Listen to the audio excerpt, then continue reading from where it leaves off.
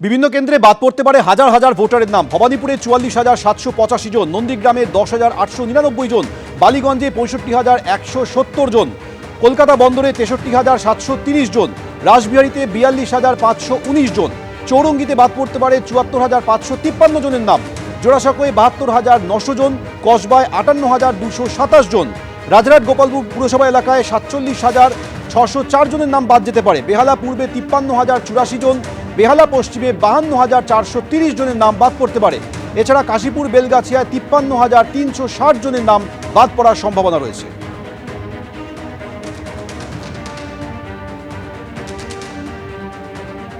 আরও একবার আপনাদের জানাবো, ভবানীপুরে বাদ পড়তে পারে ৪৪,৭৮৫ জন ভোটারের নাম।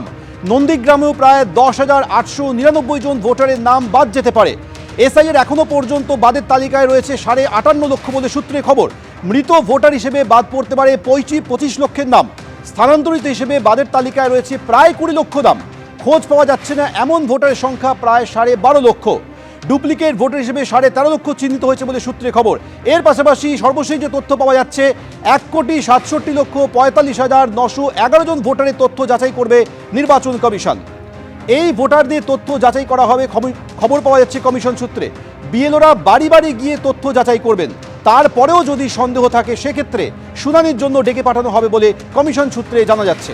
আর মাত্র ৩ দিন পর খসড়া ভোটার তালিকা প্রকাশ হবে, তার আগে সর্বশেষ এই তথ্য সামনে আসছে। আরও একবার বলবো, ভবানীপুরে বাদ পড়তে পারে ৪৪,৭৮৫ জন ভোটারের নাম। নন্দীগ্রামে প্রায় ১০,৮৯৯ জন ভোটারের নাম বাদ পড়ার সম্ভাবনা রয়েছে। বাদের তালিকায় ৫৮ লক্ষ নাম থাকতে পারে বলে সূত্রের খবর। মৃত ভোটার হিসেবে বাদ পড়তে পারে ২৫ লক্ষ নাম। স্থানান্তরিত ভোটার হিসেবে বাদের তালিকায় থাকতে পারে প্রায় ২০ লক্ষ নাম। খোঁজ পাওয়া যাচ্ছে না এমন ভোটারের সংখ্যা প্রায় ১২.৫ লক্ষ। ডুপ্লিকেট ভোটার হিসেবে ১৩.৫ লক্ষ নাম চিহ্নিত হয়েছে বলে সূত্রে খবর। রাজশ্রী দত্তগুপ্ত এই মুহূর্তে আমাদের সঙ্গে সরাসরি রয়েছে। রাজশ্রী, সর্বশেষ যে খবর পাওয়া যাচ্ছে যে ১,৬৭,৪৫,৯১১ জন ভোটারের তথ্য যাচাই করবে নির্বাচন কমিশন। শেষ মুহূর্তে এই বিপুল সংখ্যক ভোটারদের তথ্য যাচাই সিদ্ধান্ত কেন নিল নির্বাচন কমিশন? কারণ নির্বাচন কমিশন কোথাও কোনো সংশয় রাখতে চাইছে না।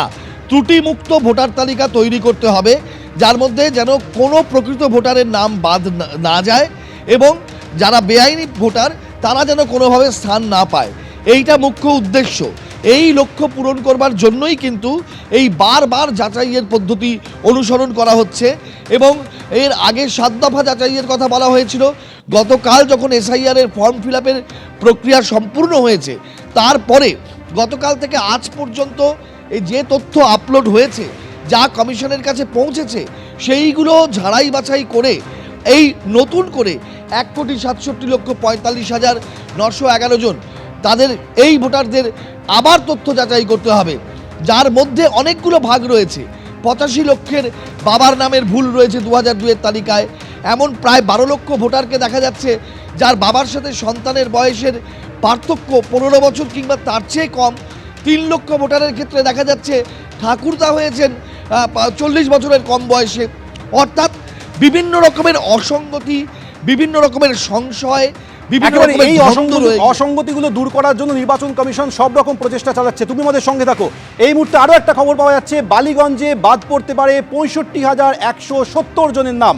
বালিগঞ্জে ৬৫,১৭০ জনের নাম বাদ পড়তে পারে। এর পাশাপাশি ভবানীপুরে বাদ পড়তে পারে ৪৪,৭৮৫ জনের নাম। নন্দীগ্রামে প্রায় ১০,৮৯৯ জন ভোটারের নাম বাদ পড়তে পারে। কলকাতা বন্দর বিধানসভা কেন্দ্রে ৬৩,৭৩০ জনের নাম বাদ পড়তে পারে। অর্থাৎ সময় যত এগিয়ে আসছে, ১৬ তারিখ খসড়া ভোটার তালিকা প্রকাশ হবে, তার আগে এই সর্বশেষ তথ্যগুলি পাওয়া যাচ্ছে।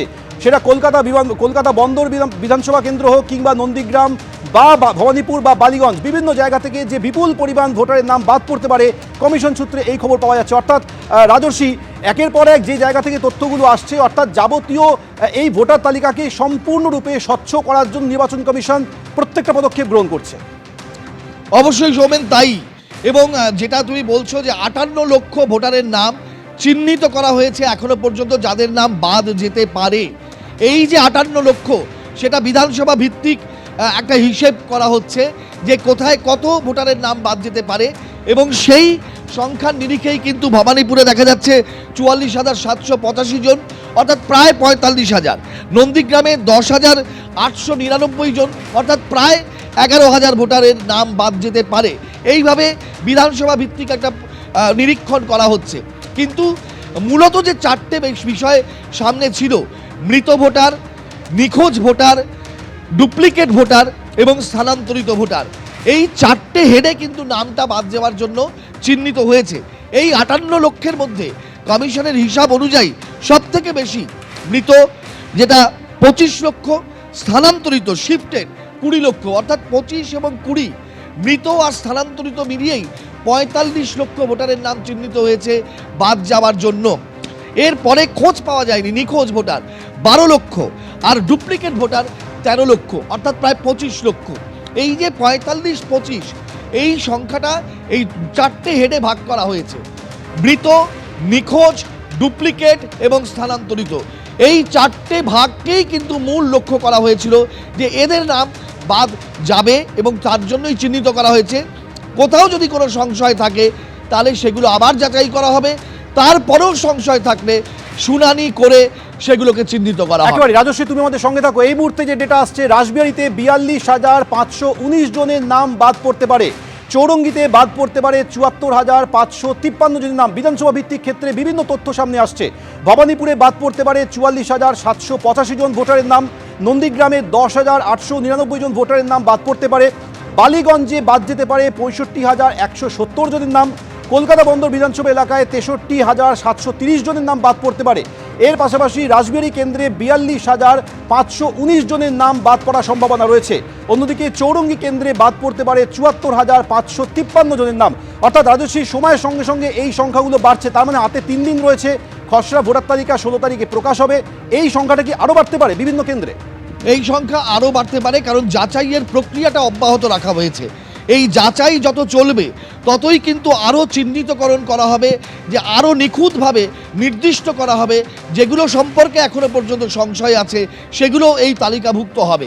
এই তালিকায় এখনো পর্যন্ত যেগুলো চিহ্নিত হয়ে গিয়েছে সেইগুলোকেই। রাসবিহারীতে 42,519 জনের নাম বাদ পড়তে পারে, চৌরঙ্গিতে বাদ পড়তে পারে 74,553 জনের নাম। বিধানসভা ভিত্তিক ক্ষেত্রে বিভিন্ন তথ্য সামনে আসছে। ভবানীপুরে বাদ পড়তে পারে 44,785 জন ভোটারের নাম, নন্দীগ্রামে 10,899 জন ভোটারের নাম বাদ পড়তে পারে, বালিগঞ্জে বাদ যেতে পারে 65,170 জনের নাম, কলকাতা বন্দর বিধানসভা এলাকায় 63,730 জনের নাম বাদ পড়তে পারে। এর পাশাপাশি রাসবিহারী কেন্দ্রে 42,519 জনের নাম বাদ পড়ার সম্ভাবনা রয়েছে।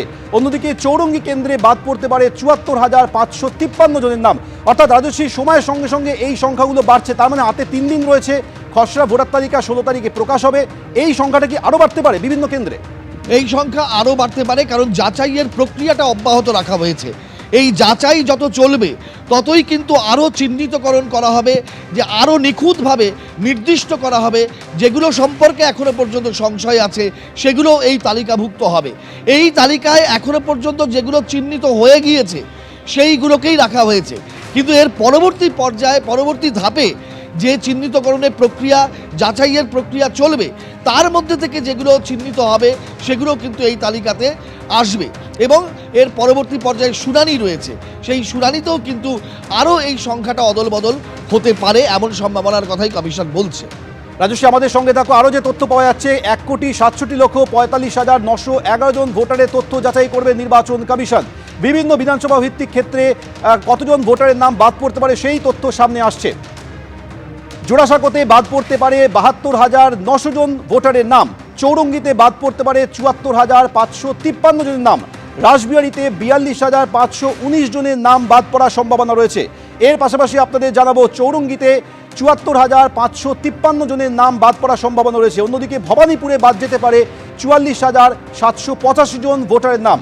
জোড়াসাঁকোর তথ্য আসছে 72,900 জন ভোটারের নাম বাদ পড়ার সম্ভাবনা রয়েছে। অর্থাৎ সময় যত এগোচ্ছে এই ধরনের সংখ্যাগুলো বাড়ছে। এই ভোটার তালিকা স্বচ্ছ এবং নিখুঁত করার জন্য নির্বাচন কমিশন শেষ মুহূর্তে দ্রুতগতিতে যাবতীয় কাজকর্ম করে চলেছে। আমি রাজশ্রী, তোমার কাছে এইটা জানতে চাইবো, কিছুক্ষণ আগে তুমি প্রায় 1.5 কোটি ভোটারের কথা বলছিলে যাদের বাড়ি বাড়ি গিয়ে বিএলওরা তথ্য যাচাই করবেন। হাতে সময় খুব কম রয়েছে। খসড়া তালিকা প্রকাশের ক্ষেত্রে এই যে তথ্য যাচাইয়ের বিষয়টা, এটা কি 3 দিন পর খসড়া তালিকা প্রকাশের ক্ষেত্রে সেই তার কোনো প্রভাব পড়তে চলেছে? দেখো, এটা তখনই বোঝা যাবে যখন এই তথ্য যাচাইয়ের প্রক্রিয়াটা, যেটা আজকে কমিশন নির্দেশ দিয়েছে, বিএলওরা বাড়ি বাড়ি যাবেন, বাড়ি বাড়ি গিয়েই 1,67,00,000 ভোটারের তথ্য যাচাই করতে হবে। সেই প্রক্রিয়াটা কত দ্রুত এবং কিভাবে এত ব্যাপক সংখ্যার ক্ষেত্রে প্রযোজ্য হবে, সেই মেকানিজমটা বা সেই পদ্ধতি প্রক্রিয়াটা কি হবে সেটার উপরে ডিপেন্ড করছে। এবং এটা আগামীকাল থেকে যদি এই প্রক্রিয়া পুরোদমে শুরু করেন বিএলওরা, তাহলে সেক্ষেত্রে কতটা অগ্রগতি হচ্ছে সেটা তখন বোঝা যাবে। তবে লক্ষ্যমাত্রা এটাই রাখা হয়েছে, এর পরবর্তী সময় যে রাজশ্রী, আমি তোমাকে কিছু বিরত করছি। আমাদের সঙ্গে এই মুহূর্তে রয়েছেন বিজেপি বিধায়ক শঙ্কর ঘোষ। শঙ্করবাবু, ভবানীপুর, বালিগঞ্জ, নন্দীগ্রাম, রাসবেড়ি, চৌরঙ্গি এই সমস্ত বিধানসভা ভিত্তিক ক্ষেত্রে তথ্য আসছে হাজার হাজার ভোটারের নাম বাদ যাচ্ছে, কিভাবে দেখছেন? দেখুন, প্রথমত বলবো যে রাজ্যের একটা গড় ডেথ রেট আছে। আমি আমার বিধানসভার ক্ষেত্রেও পর্যালোচনা করে দেখেছি যে সেখানে সেটা গড় ডেথ রেটের সাথে সঙ্গতিপূর্ণ আছে। এবার যে বিধানসভাগুলোর নাম আপনি বললেন, অত্যন্ত গুরুত্বপূর্ণ বিধানসভা, এবং এক্ষেত্রেও যদি আপনি কেস টু কেস স্টাডি করে দেখেন তাহলে দেখবেন যে প্রত্যেকটা বিধানসভার ক্ষেত্রে একই ফিচার নেই। কোনো ক্ষেত্রে হয়তো ফর্ম নেননি এই ধরনের ভোটারের সংখ্যা প্রচুর রয়েছে, কোনো ক্ষেত্রে হয়তো অন্য কিছু রয়েছে। আমি ব্যক্তিগতভাবে মনে করি যে ভবানীপুর, বালিগঞ্জ ইত্যাদি যে বিধানসভা কেন্দ্রগুলির নাম আপনি নিলেন, সেখানে শাসক দলের পক্ষ থেকে এমন ভোটার ঢুকিয়ে রাখা হয়েছিল যেটা তাদের নির্বাচনে সহায়তা করেছে, অর্থাৎ এদের আদপে কোনো অস্তিত্ব ছিল না, সেটা কিন্তু এফআইআর এর মধ্যে দিয়ে সামনে আসছে।